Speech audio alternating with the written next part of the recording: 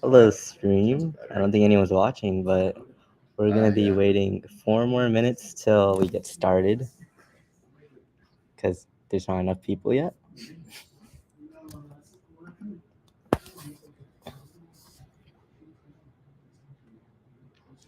I'd be surprised if it happens, but I will pull up chat on my phone in case somebody shows up. Yep. Okay, so if there's a chat message, then you can talk about it, but Yep. We'll see. You know, if this was a room with like maybe 20 chairs, it would look full. True. Which is awkwardly like 100 people in the room. Yeah. Perfect.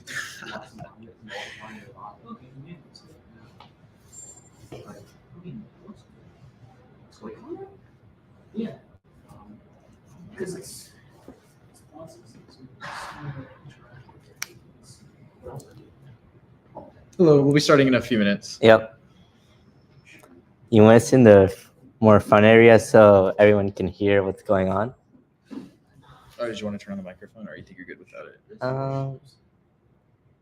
I think it should be fine. Okay. Can y'all hear me from here, or do I need to use a mic? Oh, it's good? All right. Hey, you're here. Okay. My partner. Oh, there you go. Great. You went over the PowerPoint, right? Okay, cool. I'll stand on the other side.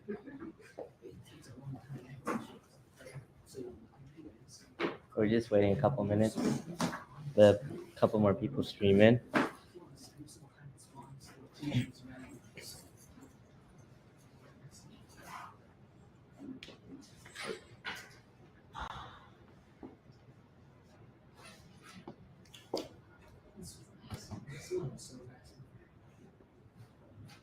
How was your exam? It was good. Okay, that's good.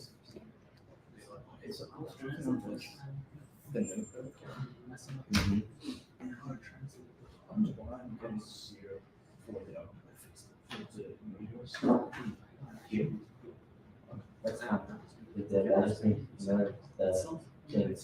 Okay.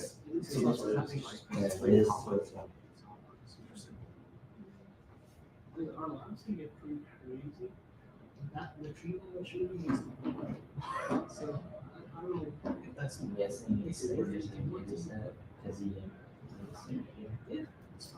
yeah, it's crazy. I didn't ask him he was answering. I think they thought he was Oh, no. yeah, she was just Oh, no. It's I don't know why it's so useful. Just like they chat GPT just like you know, you I just optimize my code for me. It'll give you like results of what just That's what I was trying to figure out. All right, we're gonna be starting in 1 minute. So, yep. Talking to the screen. That's not good. That's one. Yeah. But if you tell it like instead of like optimize, you tell it identify areas for improvement. Just why or going why. That's all we do. Format. You should do this instead of this. Yeah. Yeah. You should use this. You should. Yeah. Do you have that configured? Right? Yeah. And for directory, you have like You just but you're supposed to download it and you just need to. I gave so basically Pretty much. Hello. We're pretty much set up. I think I might need to use some mic. You want to use it? Uh, Go for it. Just flip the switch and put it in your pocket or something.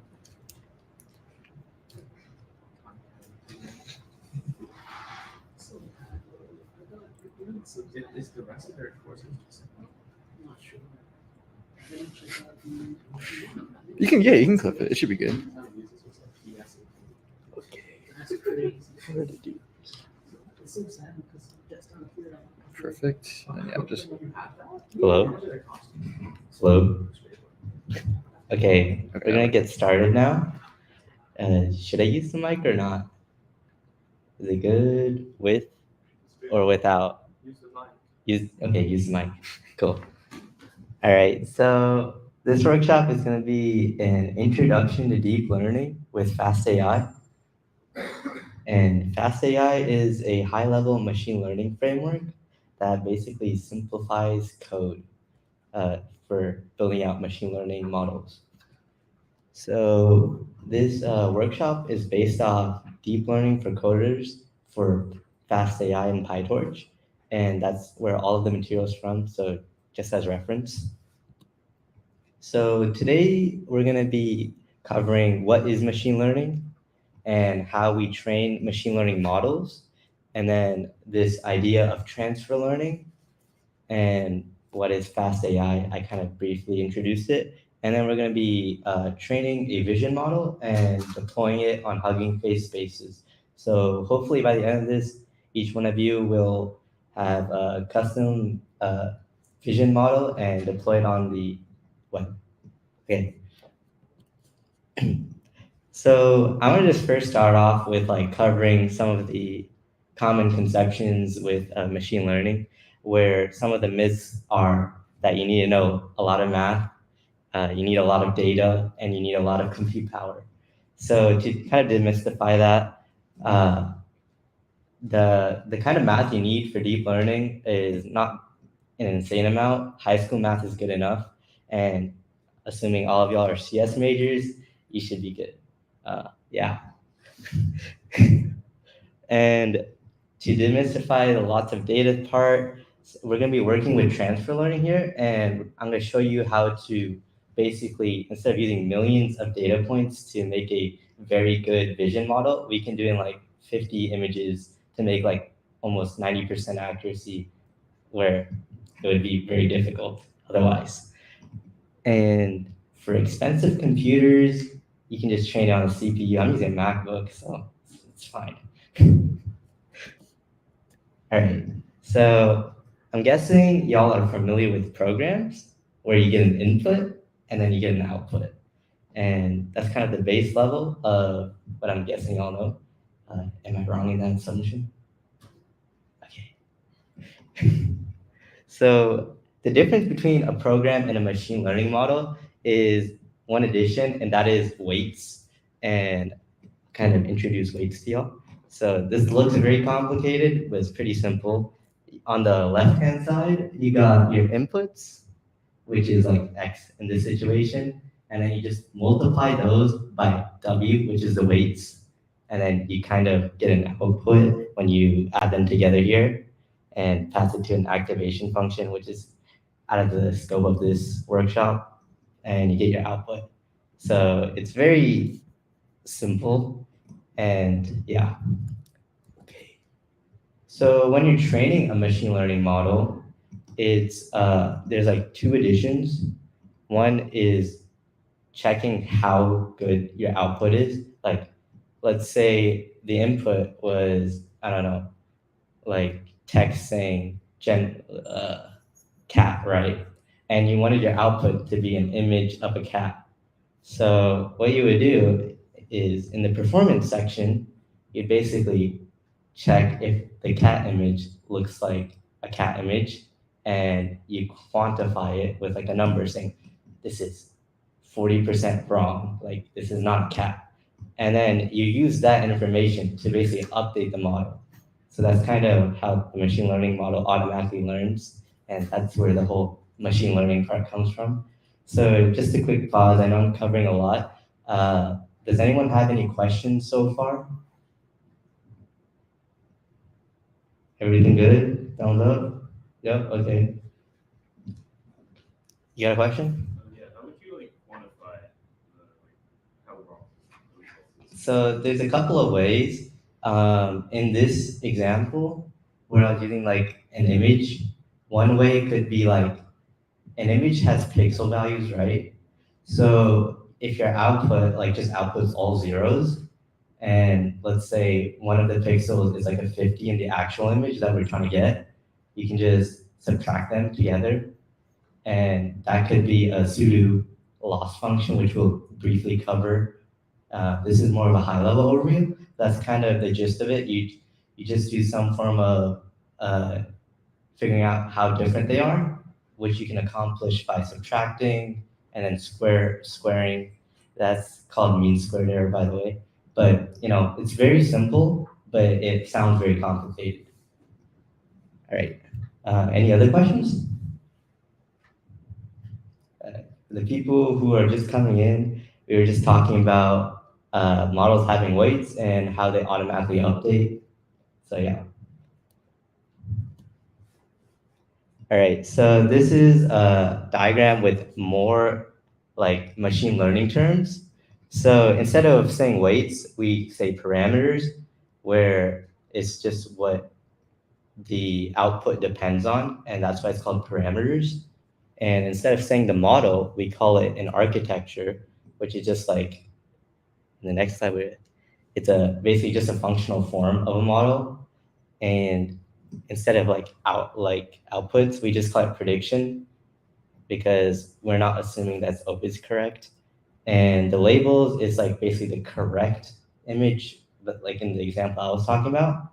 And then the loss function, which is the performance in the last part, it basically determines how wrong it is, and then we update. Is my mic holding skills good? Okay.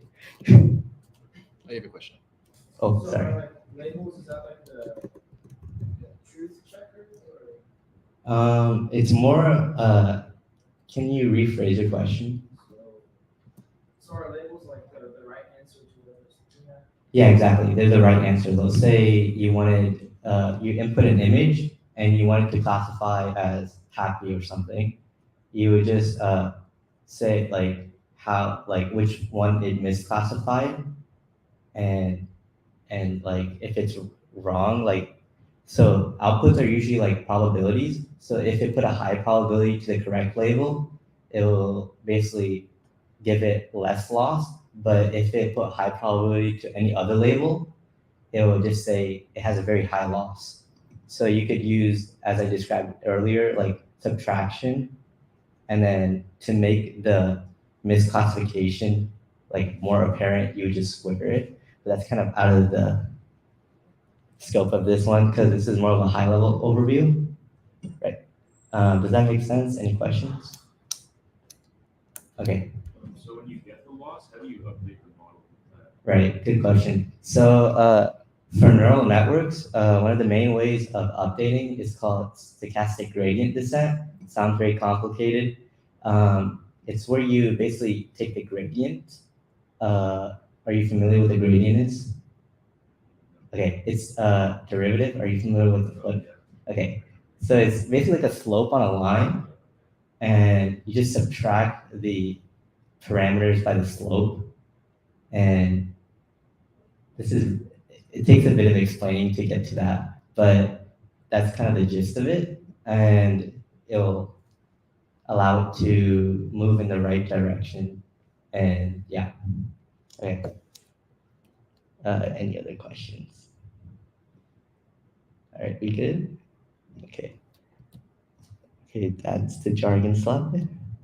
All right, to basically visualize what's happening in a neural network, there was like a study done on like identifying like what features were being detected in a convolutional neural network. The actual CNN is not that important, but just to get the idea of what's happening in the first layer, second layer, and third layer, we can see in layer one, the neural network basically looks at more simple features like lines, edges, maybe like color differences. And then layer two, you kind of build upon layer one, where you use combinations of the features that it detected in layer one. And you can combine them like making circles, some odd jagged lines. And then layer three, the bigger one, we can see that it's partially detecting faces based on layer two's outputs. This might be a bit complicated. Do you have any other questions? Maybe I can rephrase that. Okay. So that's kind of where the idea of deep learning comes in. It's where you build upon the previous layer's outputs, so it allows it to model more complex ideas and features. Okay, so this is like the meat of this workshop, transfer learning, because we're going to be using that to train a very good model in a small amount of time. So what transfer learning basically is let's say there's a model that was already trained on a certain task like object detection. And let's say you don't want to do object detection. You want to just do classification, like are there monkeys in the picture or not, right? What you would do is basically, as we saw in the previous slide, right here, the earlier layers basically detect simple features, and we probably don't want to relearn all that again. And so we kind of take a shortcut by stop learning on the earlier section of the model, the earlier layers that detect the simple features, and we just train on the last couple of layers so it could learn more quickly and not have to redo a lot of the learning in the previous model did. So this is what we call transfer learning, and the actual process of retraining the model that was trained on a different task before is called fine tuning. So if you ever hear that term, it's just where you use transfer learning. Okay. Um, does that sound good to y'all? Is that good? Make sense? Any questions? Okay. There you go. Oh, sorry. Can you give an example of when you use transfer learning? Okay, sure. So we're actually going to be using it this workshop, but an example could be, let's say there is a very general model trained on very general tasks like classifying which object out of 1,000 objects is in an image. Like, let's say I have an image of this classroom right now. We can see that there's a laptop, a person, and a water bottle, right? So that's very general. And let's say we want to just see if like what type of monkey breed is in the picture. Like, is it a kangaroo monkey? I think that's a thing. Or spineless monkey? I think that's a thing. And what we basically do is take that very general model, freeze the earlier layers, and then train it on the new task. And this is kind of done. If you look in the picture, the earlier models that are frozen is what you call the body, and the later model is called the head. So the last layer actually gets completely replaced because the output would be different because we're doing a different task. And we would randomly initialize those again and then retrain the whole thing. So it's a bit technical on how they do it, but at a high level, that's basically what's going on. You're just freezing the earlier layers and retraining the whole model. Retraining the rest of the model on the new task. I'm not sure if that completely answered what you were looking for. Okay, that's good. Any other questions? Okay. So now to finally get to like what this workshop's named after, fast AI. So fast AI is a high level, it's a high level machine learning framework. And what I mean by that is, let's say I was coding something in like a lower level framework. It might take me like 300 lines of code to make a simple classifier and classify on those images.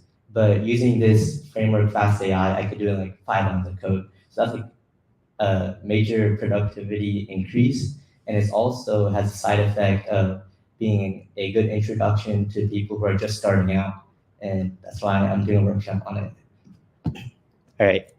Oh yeah, forgot to mention, it's built atop PyTorch, which is one of 2 machine learning frameworks that are popular. It's on the rise recently, so that's also a good thing. And to kind of demonstrate visually why we use PyTorch, in the left side of the slide, that's all the code you need to train a classification model on, I think it's if there's a cat or not in the picture. And it was able to get like 100% accuracy in like two minutes. That sounds impressive to me. I don't know about you, but yeah. And on the right side, we can see some of the tools that fast AI gives us, like cleaning the data set, like let's say you just created your own data set, some of the images are classified incorrectly, we can easily just use this interface to fix those images. And it has a lot of cool, neat little things that can help you out that you don't have to completely make from scratch again.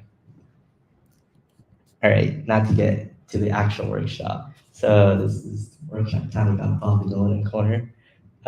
So the left QR code would be the link to the GitHub repository, and the right one is just a quick survey about how you like the workshop. All right. Now we can get started on going over the GitHub repo. Oh.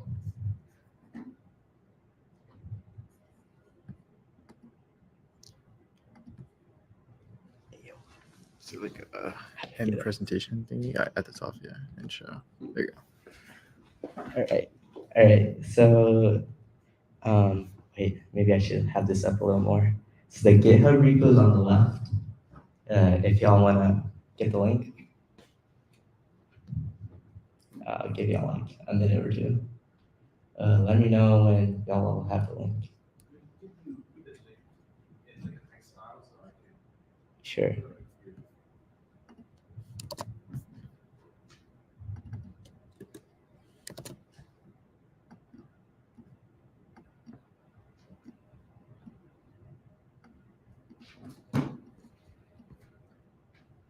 Is that good? Okay.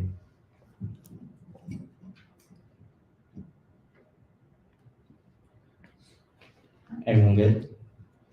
Have the repo open? All right. So to start this off, we're gonna do just basic setup. How many of y'all have used Jupyter Notebook or any sort of like machine learning before? All right. So we're gonna have to set up all that for y'all who haven't done it. Okay. So just to quickly run through what's going on. So first step, you need to clone the repository. I mean, you technically don't have to, but yeah, please clone it. If y'all are not familiar with GitHub, I can help you out with that. Just raise your hand. Okay. Huh?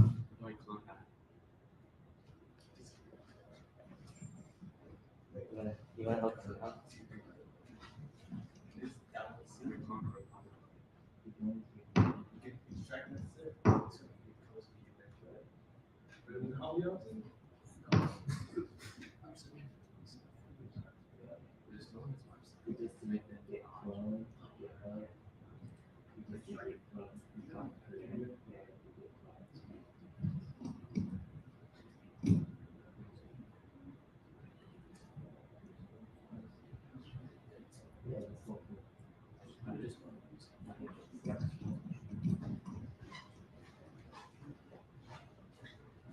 Oh yeah, you got some.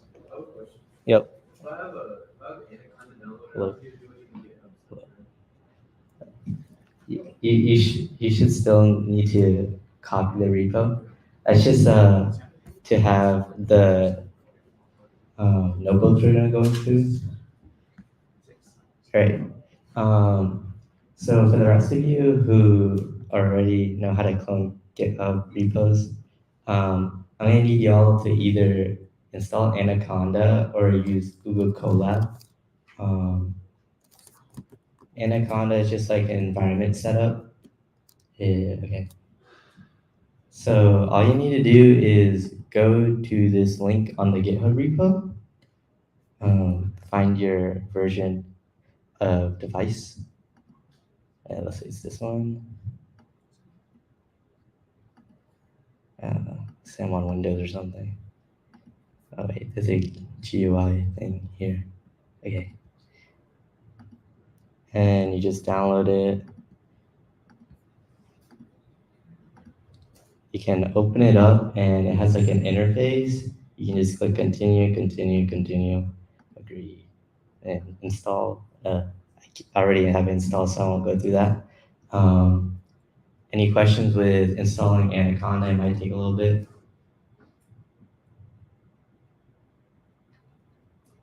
Please raise your hand if you are in the progress of doing it.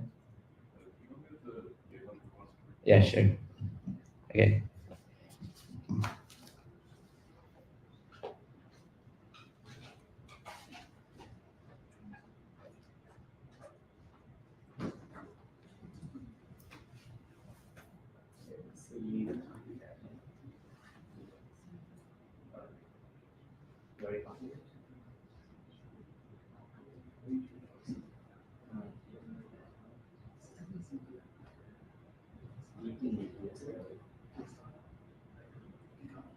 Just open a folder if you want to copy it.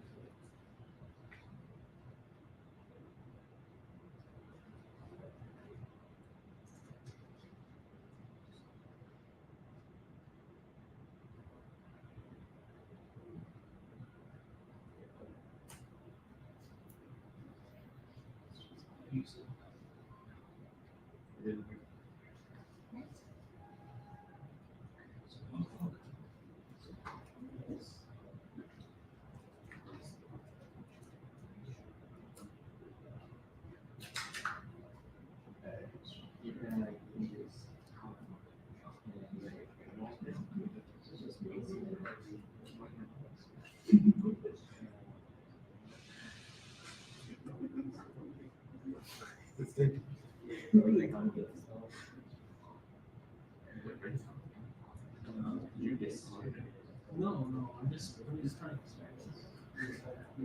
But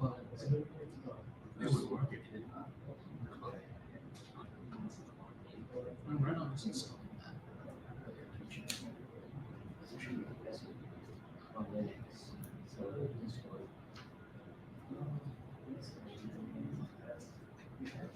Let me know when you got installed.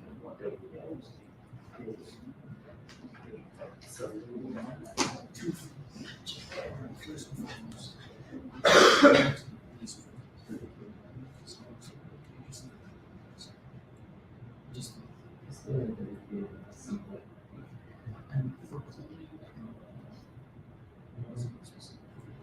let me get an alternative.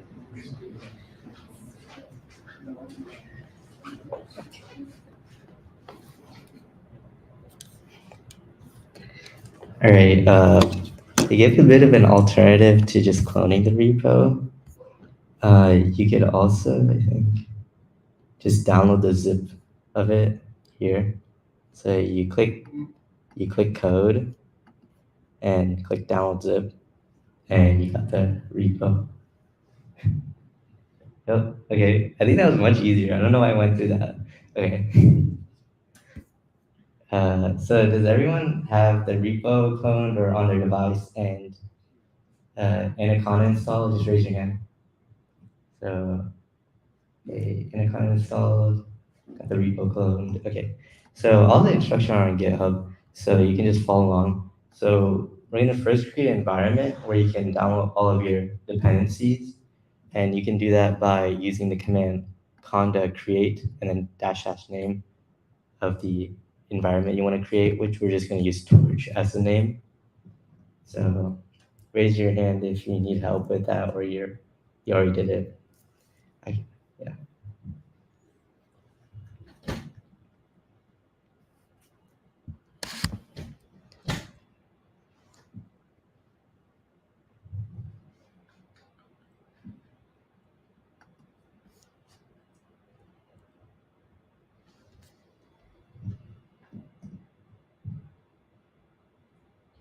All right. Has everyone created their environment? No? Okay. I'll give you all another minute.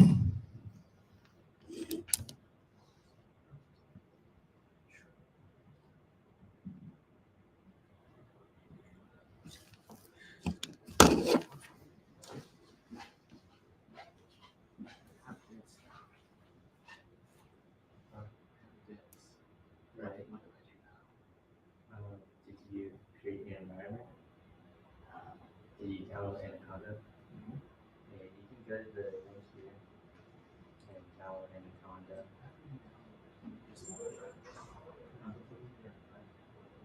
You use the command prompt.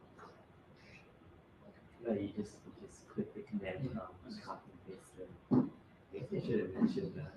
And I'm pretty sure it doesn't work because it doesn't have to get installed. Yeah. So, I mean, I gave you an alternative. You can download it. From there you just extract. Yeah. Did you can create the environment with it. But isn't that only if you politics? No. Oh, it's fine. Now just so you have all the notebooks. Oh, okay. So then from here. You can copy and paste the create environment.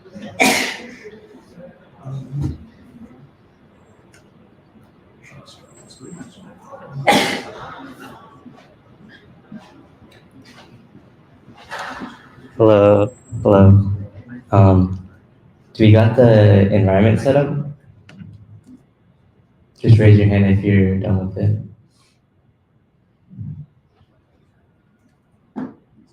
Okay, I'll give you all more. Raise your hand if you need help, actually.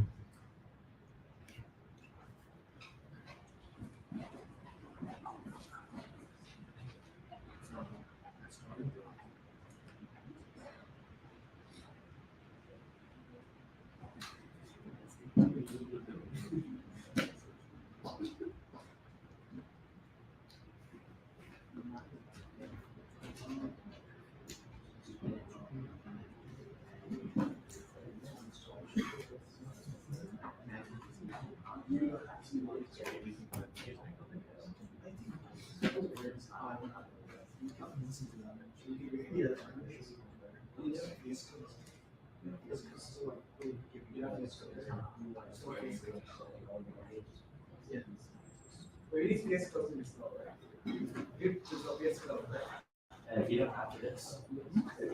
Yes. You can just use command prompt. Yeah.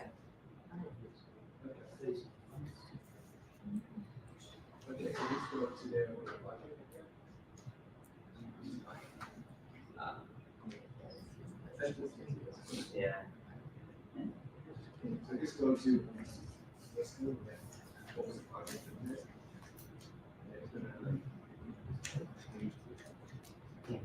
Oh, wait. But yeah, you still need to clone your environment. You still need your environment. I have, yes. Right.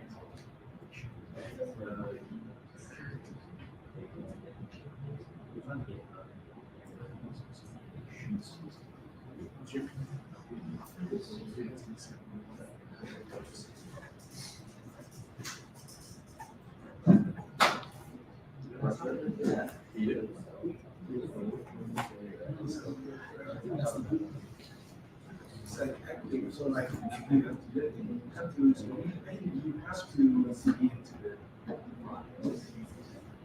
wait, let's see into the older, Whichever one you want. Wait, no, you don't have to do that for.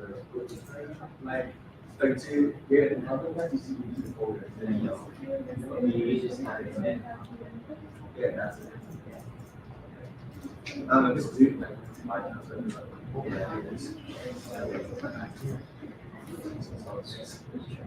Is it photo words? Okay, just cancel it.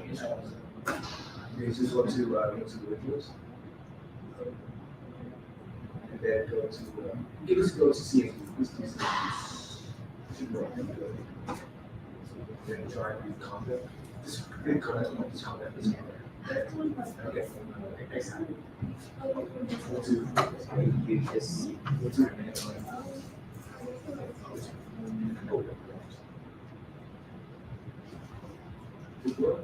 Try this.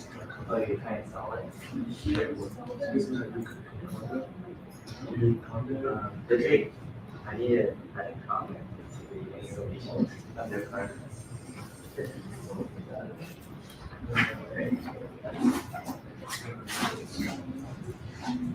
All right, so there's like this one thing I need to change for the installation of the requirements. You just need to add one additional thing here. So you just need to do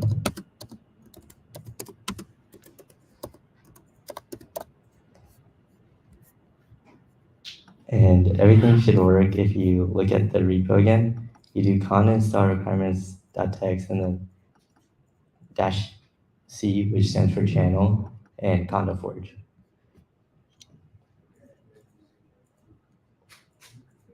All right.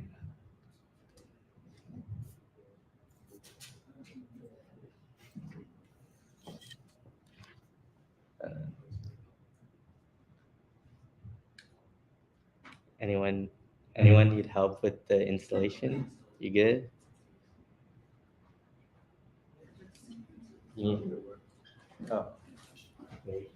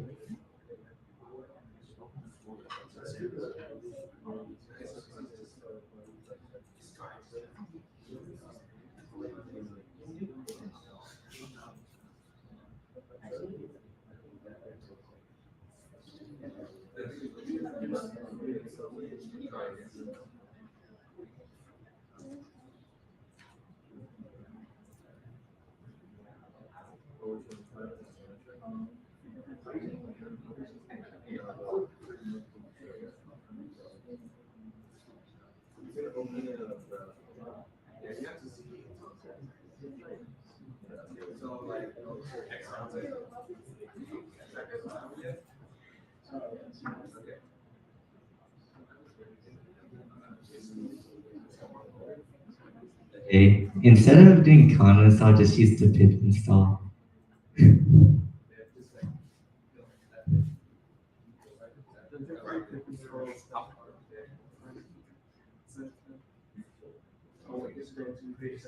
That's why it's okay. No, it's okay.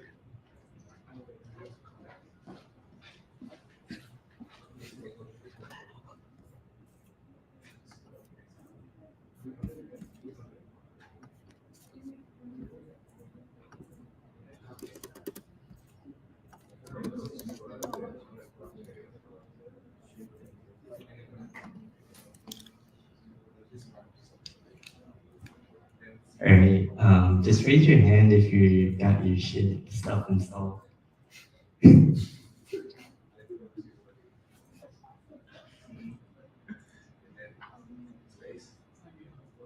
Wait.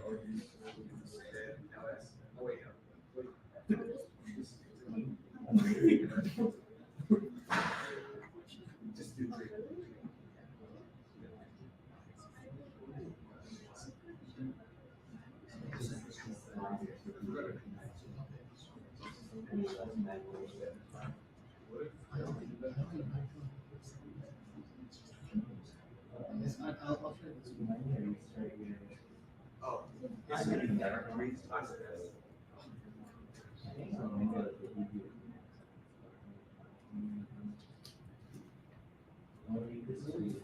Oh, First, we download this. You can't. You said and not.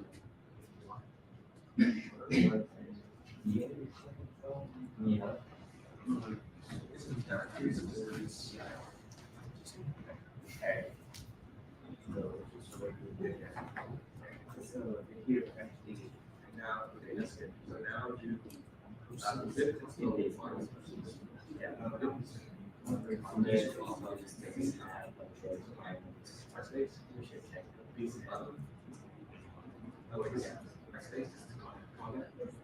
Install. And then just do that. Oh wait, you.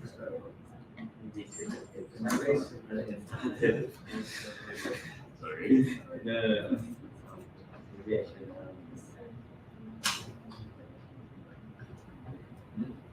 Wait, it just. So what now? Oh yeah, there you go.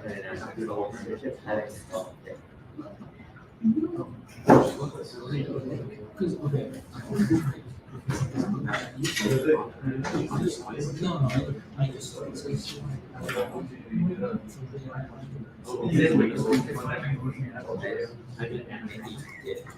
Honestly, it's like I have an example. It's a question. No. Classic the Windows can press your Windows key. And then, Oh, yeah. Oh, wait, you have to do that. It's not easy. You have to do, so you have to do, We can do it together. So, what else am I supposed to do? What else am I supposed to say? yeah. I have Windows auto signs. I'm being like, I haven't like copied like my. I never get tracked. This is the When you world. open to sus, you do it on the network. I found this. Okay, we log into your like your Twitter, and all of a sudden, like 2 years later, you're getting canceled because they have the Twitter details now. I don't, but like you never know, right? Well, what if in the future? What if in the future becomes illegal to like rob them? Then when you said that, we're gonna I'm gonna Travis and last man. I'm doing like rob them. You can't. No, but and I made a pretty good question. Well, I never joined any of the meetings. I joined the last one, like very because I already used it and classes are been lots of them. Yeah, program. They should be like consistent. See what that's something. No, Because I have to see yeah, it. I like that one. Are you serious? How long are you doing that? That's it. Never deleted the app. Ever? You ever tried to uninstall Valor? There's no way to uninstall Valor other than this. Literally, it's on Genshin Impact. You can delete under this option. All right. Hello. Oh.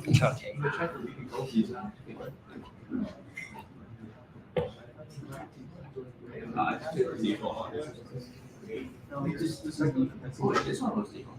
Register my Python default. the details. Maybe it's because it's like what it is like versus another ID. It's like more than I know.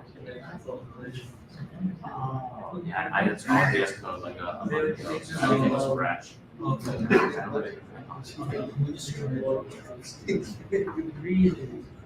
Yeah, a lot more used to that, but I wasn't thinking of like it's that's what I do. Yeah. Definitely. Is it Well, possible for a blue to hurt after it's like how you It's just, I don't know. It's like,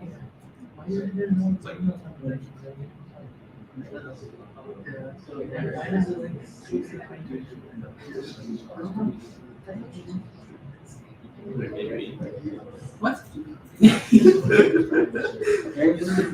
Alright, we're gonna get sees the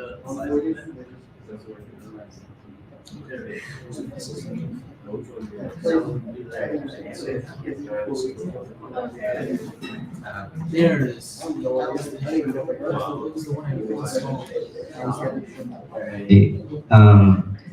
I'm assuming most of y'all got the environment working, so I'm just gonna get started with the actual training of the model and stuff. All right. All right. I'm gonna get started with the rest of the workshop. Okay, so first we got the terminal open. I'm gonna just activate my environment.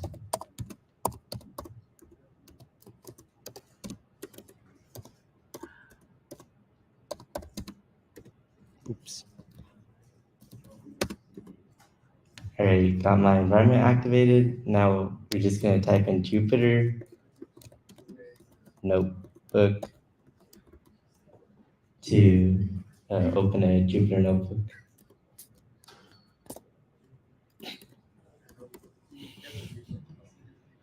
All right, so now we got the notebook, Jupyter notebook open. Do I need to do that slower? So you can just type in Jupyter notebook over here.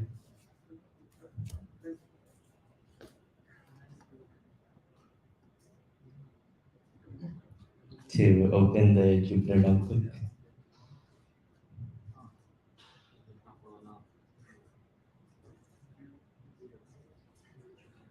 All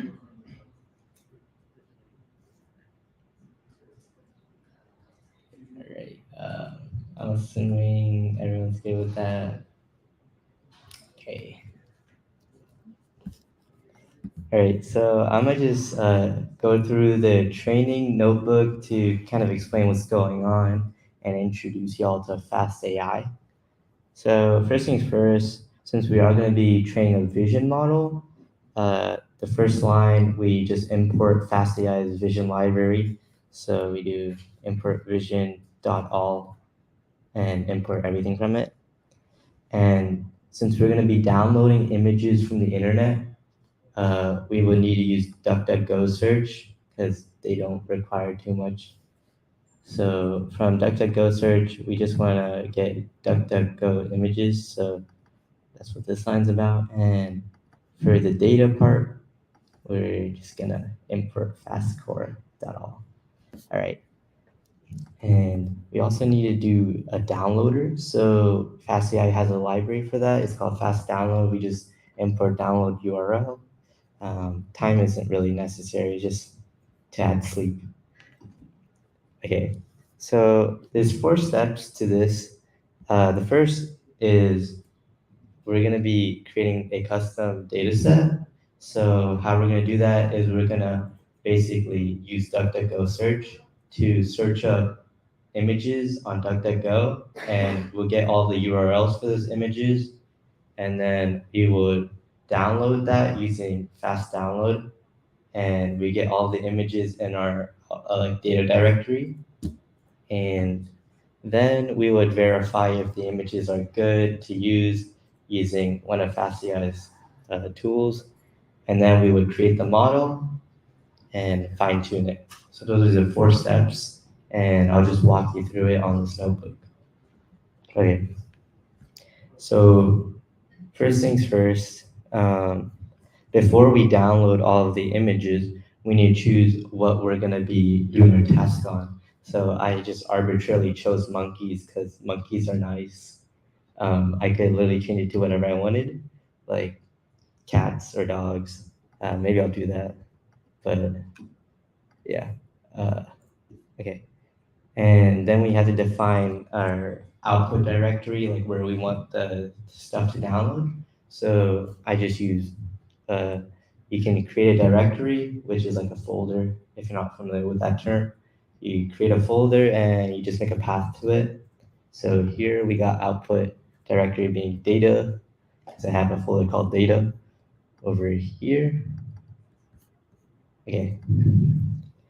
And now we're gonna create a data set by downloading images from the internet. So how this is gonna happen, since we have multiple types of images we're gonna be searching for, we can just have a for loop going over the different categories we want or types of images. And that's where this comes in. And then we just create a folder for that type of image. Like, let's say I wanted donkeys and cats. There'll be a folder for donkeys and there'll be a folder for cats. And that's what's happening over here. And we're making the directory, and if it exists, it's fine. And then we search up for the images, like let's say cats, we'll find like 30 URLs for cats, and it'll be stored in URLs.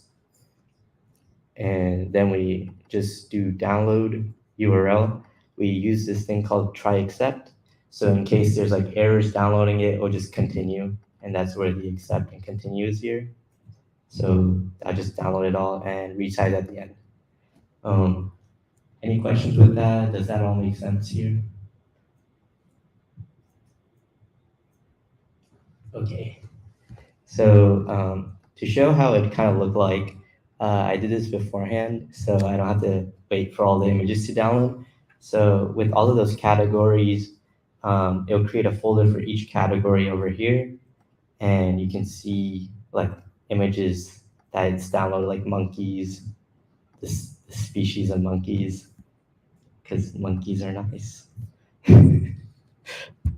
Okay, so now we want to verify if the images are working, like there's no errors downloading them. So we can use verify images, which is a function that was imported with the vision library of fast.ai, and we can use get image file to get the actual image where it tries downloading it, and verify image will check if there's any errors. And if there are, it will just basically make a list of the index where the errors are. And then we can basically go over those images and remove them, which is unlink. And you can see here, 3 of those images that I downloaded failed. And now we're going to create our model. You might think it's really complicated, but here's just a couple of declarations in a function, and it's good to go. So what's happening here, there's a data block class in fast.ai, which is basically like the blueprint of a model. So for blocks, what it means is like what's the input and what's the output going to be. So for a vision model, the input would be an image like the monkeys I showed you before, and the output is going to be like a category, what type of monkey it is. So that's why we use image block and category block. And at a very high level, it's just like it just covers all the pre-processing steps and post-processing steps for those. So that's what's happening there. And get items is just a function that tells tells the program how to get the image. So basically what's happening here is you get the path and they'll just load in the image. And splitter is when you want to use multiple splits. I'll leave that out for now, but just assume that we're using multiple splits. I think fast.ai is a requirement to use multiple splits. So there's one where you basically do your validation on. Since we train on one part of it, the data set, the model will know that data set. So it won't be like a good measure to see let's say you're studying it for a test and you had all the questions for the test. If you know all the questions, you won't really be tested much if you just do it again. So that's why we're kind of splitting the data set in two, and we're gonna have this validation part of it. And here is point 2, just saying 20% of the data set is like the tested part. And get y is just like the label that I talked about earlier, like was the correct name for the monkey. And here, since our directories are named after the monkey that was in the directory, so if we look back at data, all of the images in here would be called Ukari monkeys. So those are going to be the monkeys inside there, and that's how we get the labels. And we can just do some simple transformation, like resize the image so it's all like the same, and the model doesn't get confused about different images. So that's why we're doing item transformations over here. And the method we're doing is we're just squishing it together. We're not cropping it. We're not adding like black space to it or anything. We're just squishing it together. I know I covered a lot there, very high level stuff. Any questions about that? Maybe concerns like, oh, this doesn't make sense to me because blank. Okay. Why are we splitting multiple times? So we split once at the start, and as I was talking about earlier, let's say you're studying for a test, right? And you had all the questions for the exam, so you know all the answers to the test, right? So it's kind of the same thing where the model will know all the answers if you just test it on the stuff it already knows. So we split at the beginning, so we can have a certain amount of questions that you can learn off, and then a certain new amount that you haven't learned off, so you can actually test it. So that's kind of why we split at the beginning. One part, we would assume it knows everything on those. The other part, we know it doesn't know anything. So that's why we split at the beginning. It's called the validation set and the training set. Okay, does that make sense? Maybe it was a bit confusing. Okay. So now we got this little blueprint with a data block. We have to basically load it in, and we call that the data loader. So the data block basically has a method called data loader, where you just have to show it which folder to get the images from. That's called the output directory from the earlier part where we download all of those image. So we can just feed that path in there. And then BS just stands for batch size, and that's just telling it how many images to look at the same time. So I just say 32 because that's a big number. Okay, and since fast.ai has a pretty high level framework, you can use show batch to just see what your images are. Maybe you can see like, oh, this is not correct or something, like if it's what you expected. So I don't really know much about monkeys, but seems right to me. Okay, now this is the actual training part. I know we might have been cut a little bit on the environment section, but this is literally all you need to train the model. You define it over here, and then you make a vision learner, which is uh, one of the fast AI's like models that they have available, like learner models. So what the vision learner basically takes in is the data, which was the data loaders, which we got earlier here with the data block and then the data loaders. And the pre-trained model that we're going to be using. So as I was talking about earlier with transfer learning, we're taking a very general model and training on a specific task. So FastAI has a bunch of different models available for us. One of the good ones for object detection is ResNet, and the 18 part just means how many layers there are available. So that's the smallest one, so it will train really quickly. That's why I chose that. So we could do like ResNet 100 or something, and it will have much more layers and more capacity to learn. And we can also define what metrics we want to see. Like we might not know what validation loss means or something like that. So we can use accuracy to see how accurate the model was. So we just define those terms over here on the right. And with the learner model, we can just call the method fine tune, and then the amount of epochs to fine tune it on, which just means how many times we want to go through the entire data set and like basically learn on that data set. So I just chose 4 because I didn't want it to be too long. And we can see it took like 1 second per epoch. Kind of shows that you don't need insane compute power or even a lot of data because we just got it from the internet. And we were able to get 74% accuracy here. Maybe the monkey images weren't that good, but yeah. And there are some other features with fast AI, like showing like where it might have gotten confused, but I'll just gloss over that right now. So we can get to like showing you how to deploy it. So once we basically have our model trained, we want to export the model so we can deploy it eventually. So far, has anyone had any questions? Okay. All right, so once we export the model, we just choose the name that we export it as, and it just shows model because it sounds good to me. All right, and then when we're deploying the model or getting the interface of the model, I have this other notebook where we're going to be using Cardio interface to basically have an interface of the vision learning model. So basically what that would eventually look like, I'll just quickly run through the notebook.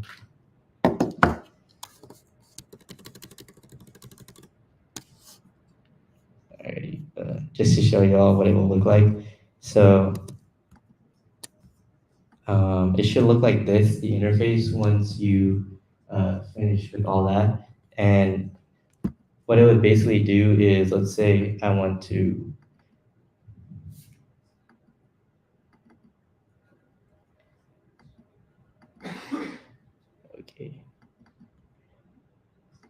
let's say I wanted to classify one of the monkeys I saw at the zoo or something.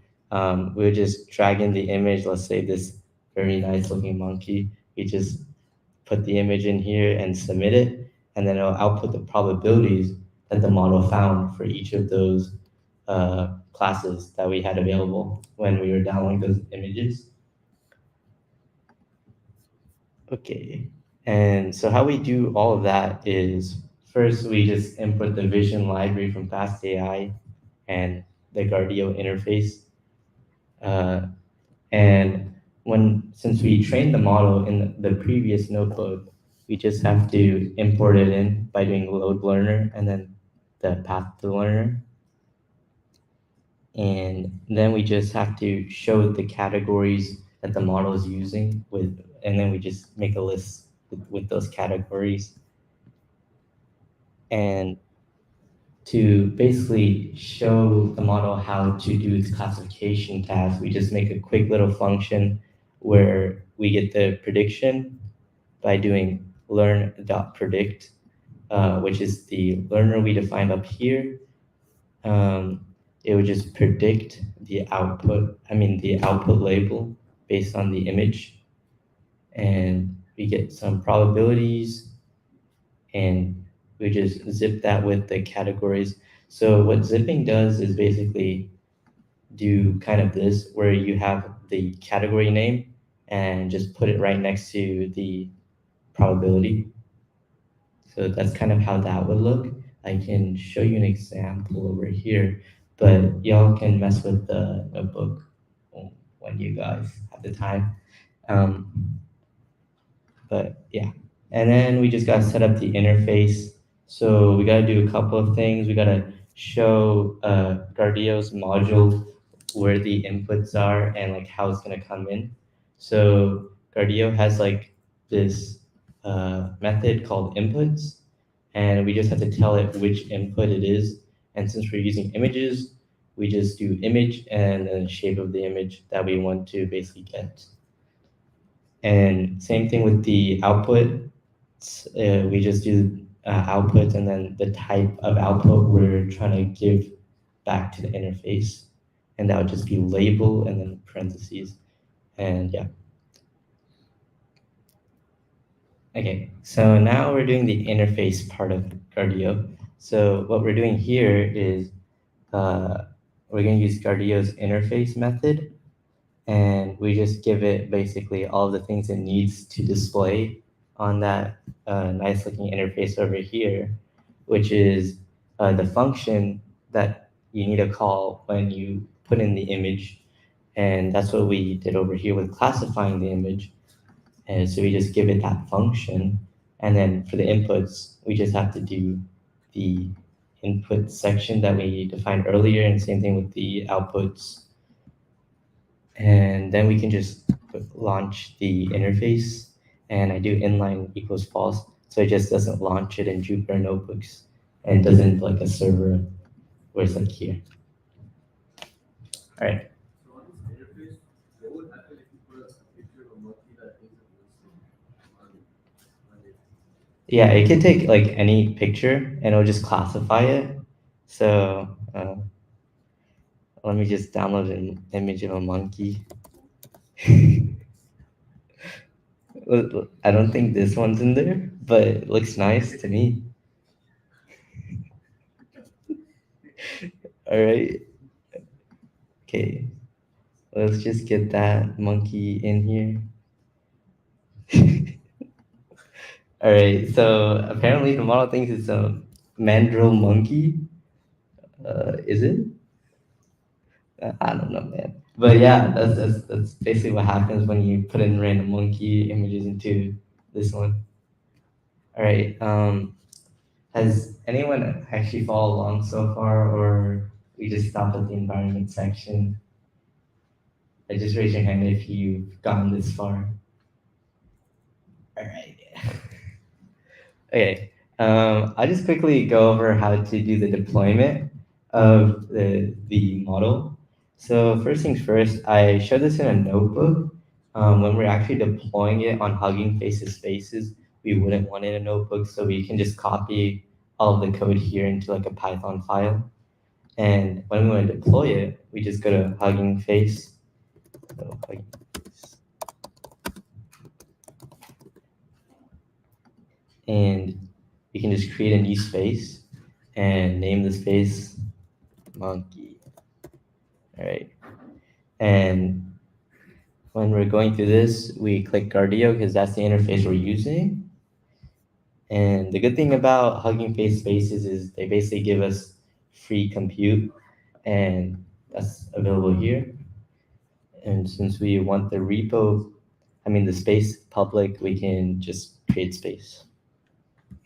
And now what we're basically just going to do is clone the repo and copy in the Python file that would be made with the deployment thing. So if I were to just do it in this notebook, oh.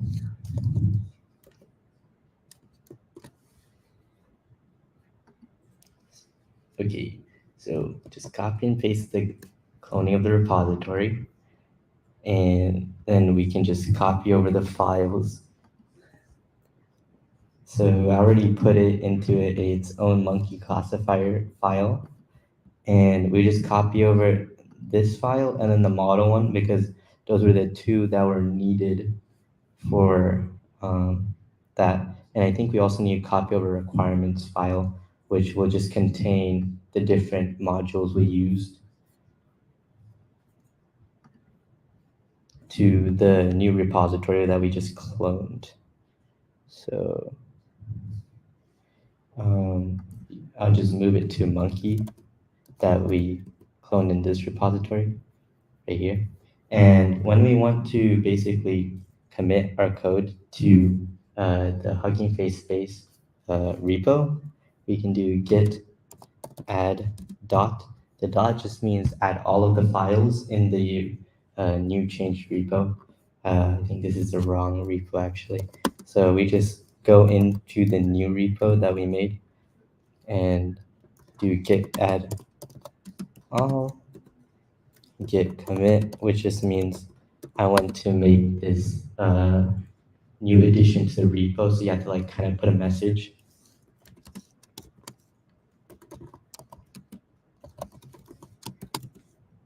And then we can just do git push, which just moves it to the actual online repository.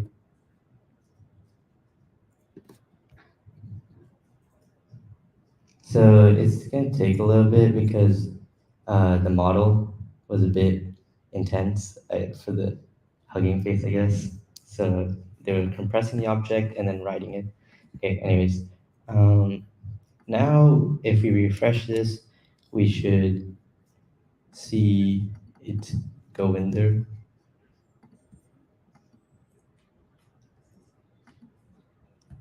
Maybe give it a little bit.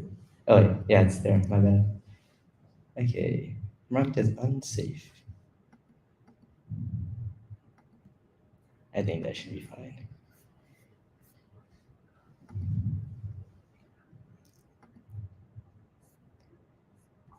So I'm just going to restart the space to see if that would make it launch.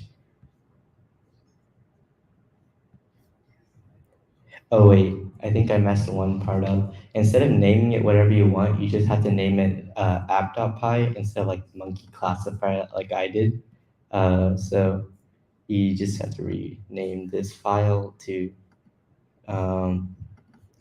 app.py and it should be all working. As you see, it started building and maybe in a minute or two, it'll have the thing available online and y'all could literally just go to the website and use it. And yeah. So just gonna wait for that. Just wanted to get some of y'all's feedback. This is my first workshop. So I made a quick QR code on the right. Maybe y'all can get some feedback and I'll try to improve myself for the next workshop. Yeah, I know there was a bit of trouble with the environment setup, so hopefully that won't happen next time. All right, just click the link on the right if you want to give me feedback.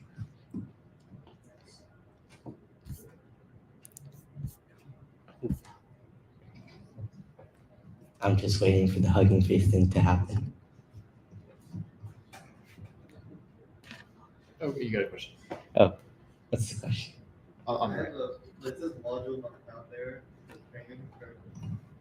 This is no module name contribution that models are useless.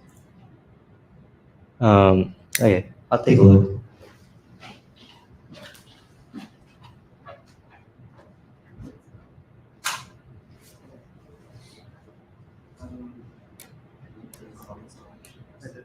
I saw the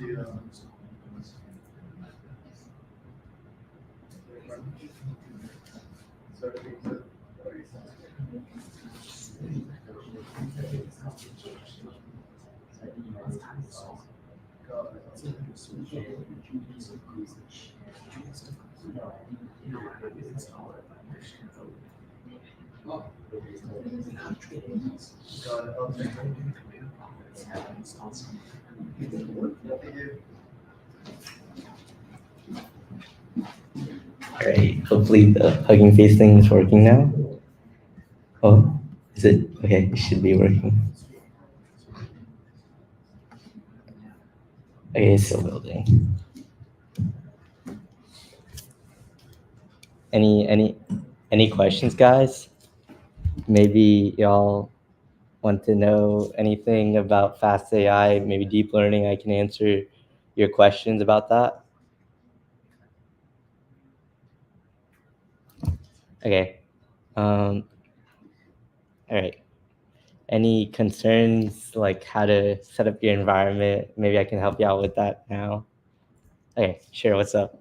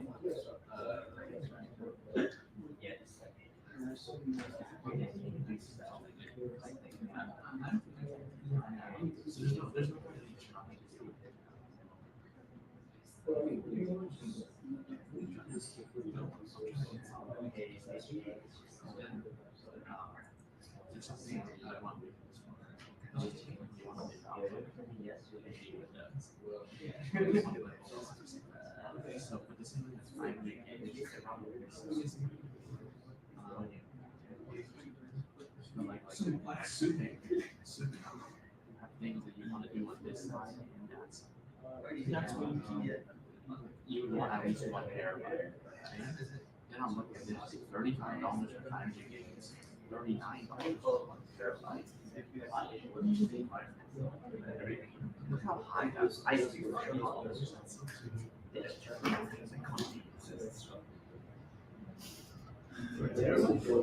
it's not expensive at all. Like looking at it right now, but that's like $3 itself. Yeah, right.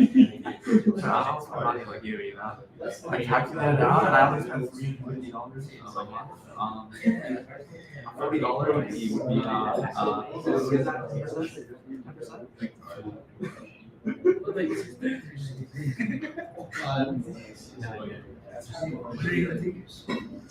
What? You have a mixed Excel? Let me see this. Okay.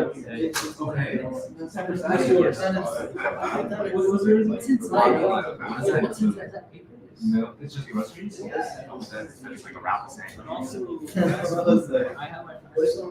It's like practically the same. Yeah.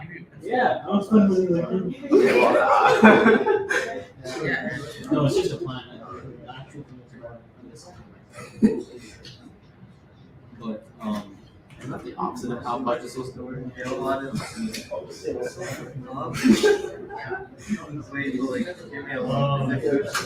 I would say go for it. It's normally it was supposed to be like $100. Like I never see something that's cheap. Yeah, me too. I was so surprised. Like $10 back in the day.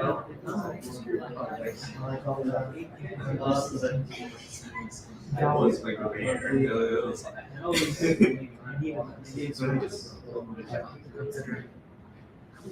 I don't want to go to Taco Bell. But like if I did a thing that like you'll take a flight on the ticket, there's no That's insane. like 128 is my USB. It's still worth like a couple hundred. It's like it's and $50. Give him 50. Everyone gets. So what do you think should be on the ground? yeah. You could take 4 so obviously if you wanted to. You only have like 5 gigs in That's the best thing. small sandwich. What was your? What's the smallest thing? Oh yeah. They have 5 gigs. His best thing. I mean, I guess it's I'll be close to the phone. Well, yeah. Little sandwich.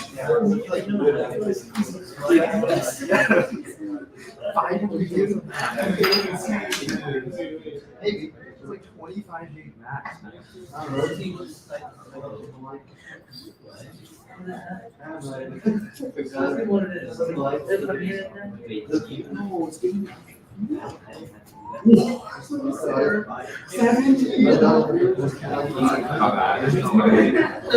No. I mean, that's I'm gonna get my SD card to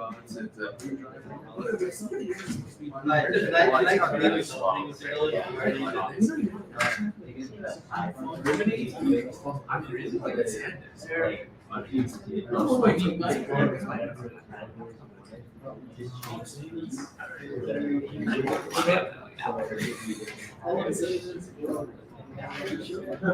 I've seen it in Costco, so I mean, it definitely exists. It's really hot.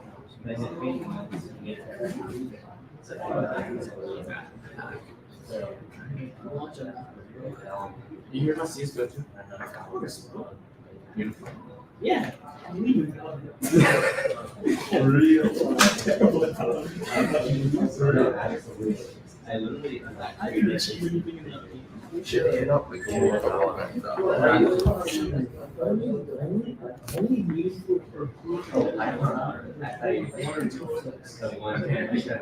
Oh, it's gonna be a CSGO. Yeah, but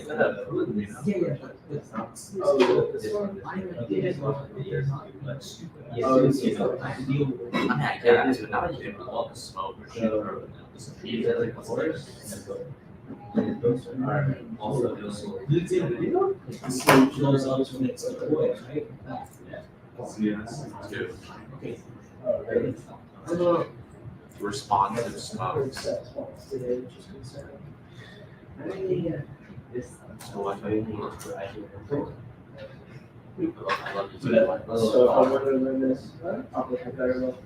Yeah, because they're legacy. What are you legacy? That's why there's no difference. Yeah, it is. I actually tested it. Like, legacy is faster.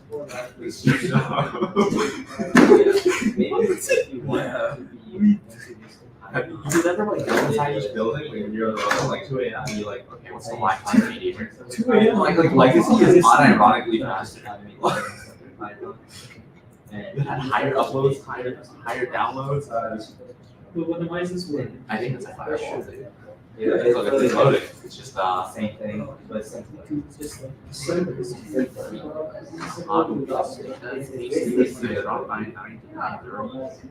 Yeah. so literally you just say the word of what you're doing and they will do it. Is that how you're gonna talk? Questions pretty clear. But like, why does he need to drop behind? No, she said I'm getting bored. Stop by. So you would think a hot is asleep by then. What does she need to drop by? I missed the start too. I keep like details. No, I mean, constantly.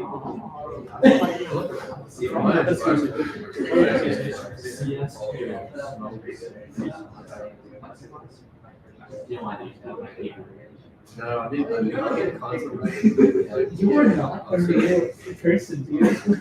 There's no way you're real. I did, yeah. No,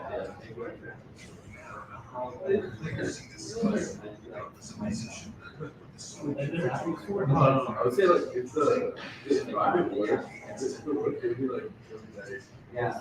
because that's not even Yeah. Oh.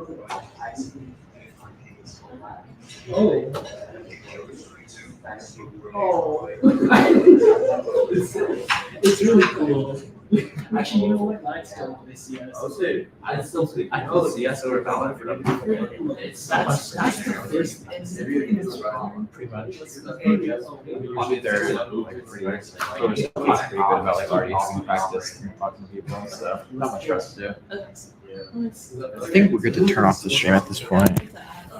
Let's talk about this. And I did check the audio for this. It was working. It was? The ML working. Oh, was there audio problems at ML Monday? Yeah, like for some reason, even though he was like unmuted and everything, it wasn't coming through in the video.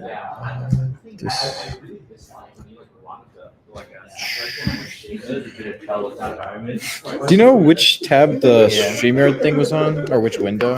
You can just do stop sharing, right? Oh, here it is. Oh, well, I need to actually stop the go live thing. No, not this one. Go here. Was it on this one? Oh, it's on touchscreen, is it? What the? Ah, there it is. That window. Okay. Sorry, I don't use Mac, so I'm not good at StreamYard getting and from broadcast.